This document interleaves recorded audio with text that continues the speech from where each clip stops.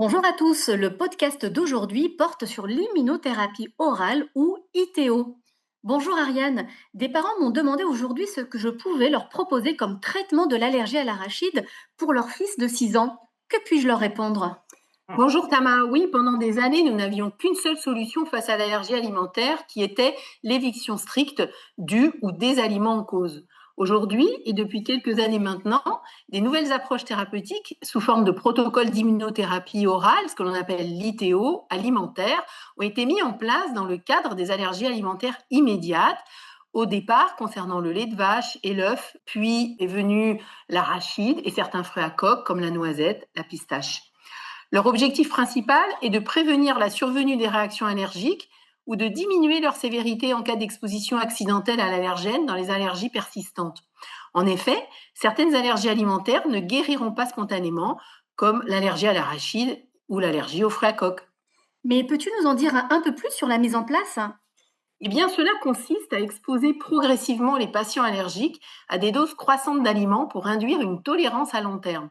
L'ITO comprend deux étapes, une phase de montée des doses progressive et une phase d'entretien ou phase palier avec ingestion quotidienne de la même dose pendant plusieurs mois, voire à vie.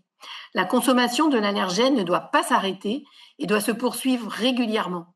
L'ITO agit avec une efficacité d'environ 80% de bons résultats, amenant à une augmentation des seuils de réactivité et atteinte de la phase palier.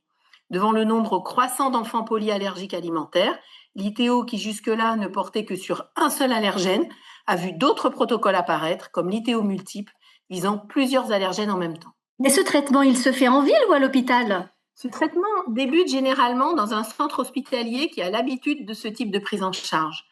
Les montées des doses se font soit en milieu hospitalier, pour un grand nombre de centres, soit parfois au domicile, mais sous surveillance d'un médecin allergologue toujours joignable et dans le cadre d'un protocole bien rodé. Des réactions allergiques peuvent se produire lors d'une ITO, principalement lors de la phase de montée des doses. C'est pour cela qu'il faut absolument que les parents et les enfants soient formés à l'utilisation du stylo d'adrénaline. L'ITO est donc le seul traitement proposé dans l'allergie alimentaire? Oui, Tama, et elle doit être intégrée dans un programme personnalisé d'éducation thérapeutique, prenant en compte les maladies associées comme l'asthme ou la dermatite atopique, la prise en charge diététique, l'impact sur la qualité de vie et la prise en charge psychologique. Donc si je résume, l'immunothérapie orale ou ITO est aujourd'hui un traitement proposé dans la prise en charge de l'allergie alimentaire. Merci pour votre écoute et rendez-vous le mois prochain. Nous vous parlerons de diversification alimentaire.